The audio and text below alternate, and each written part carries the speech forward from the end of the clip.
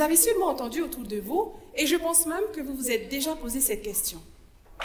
Pourquoi c'est trop cher à Tahiti? Généralement, on pointe tous les fautifs. Mais parmi toutes les réponses possibles et inimaginables, ressortent celle-ci. Il n'y a pas assez de concurrence en Polynésie. C'est toujours les mêmes qui en profitent. Et nous, on subit. Je me rends bien compte que la tâche n'est pas si simple. Et pourtant, j'ai essayé de comprendre, moi, jeune juriste polynésienne, ce qui faisait la cherté légendaire des produits et services en Polynésie. J'ai alors procédé de 4 manières. Premièrement, j'ai essayé de faire un état des lieux, approche théorique. J'ai regardé un peu toutes les sources qui existent.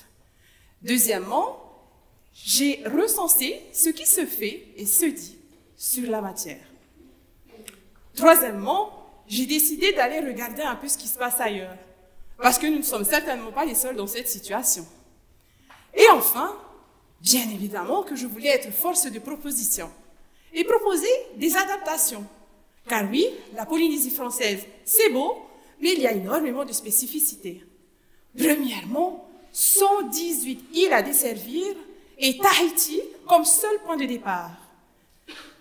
Deuxièmement, nous sommes loin des grandes puissances économiques. Et enfin, nous apportons plus que nous ne produisons. Alors, cette concurrence qui s'installe ici n'est pas aussi simple que ça. Mais ne vous inquiétez pas, c'est le sujet de ma thèse. Comprendre et analyser ces règles de jeu que l'on appelle les sources du droit de la concurrence, c'est mon job. Mais alors, pour ce qui est d'adapter et de transmettre, à ce moment-là, j'aurai besoin de vous. Pourquoi? Parce que le droit de la concurrence, c'est 2 disciplines. Le droit, bien évidemment, qui analyse la société, et l'économie qui regarde nos comportements humains. Notre comportement face à notre économie. Alors pourquoi j'ai besoin de vous? Parce que je me rends compte que je suis dans une impasse.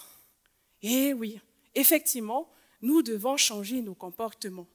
Parce que la concurrence, c'est une liberté qui sert 3 objectifs. Des prix justes et non des prix bas, des produits de meilleure qualité et une multitude de choix. Mais alors, quand j'y pense, est-ce que vous avez réellement compris que le droit de la concurrence va protéger ces 3 objectifs? Ou est-ce que vous croyez au départ de mon discours que je vais vous vendre un produit pour moins cher? Eh bien non.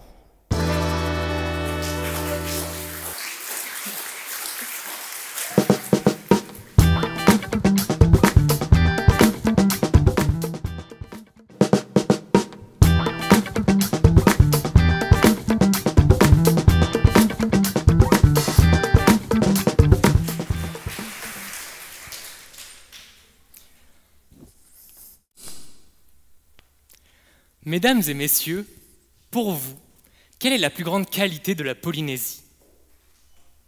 J'en vois certains me montrer la beauté de ses lagons d'azur.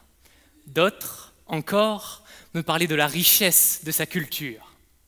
Ce sont toutes d'excellentes réponses. Cependant, laissez-moi vous en proposer une nouvelle. Vous le savez, de tout temps, les Polynésiens ont su dompter les éléments pour naviguer sur les flots, cultiver ses terres et prospérer. Désormais, de nouveaux défis jaillissent. Réchauffement climatique, montée des eaux. Face à ces menaces, la Polynésie a osé et le SWAC est né. Le SWAC, c'est la climatisation par eau de mer profonde. Et les 3 installations au monde sont à Bora Bora, Tetiaroa et Tahiti. Le procédé? Facile. On va puiser de l'eau à 4 degrés par 1000 mètres de fond.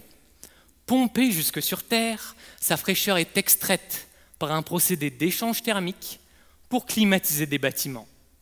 Mais pourquoi faire?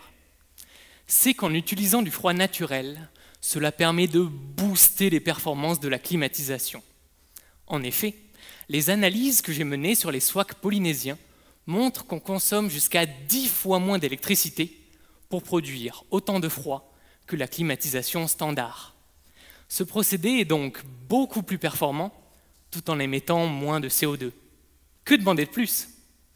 Eh bien, on veut demander plus, car même en consommant moins d'électricité, on en consomme toujours.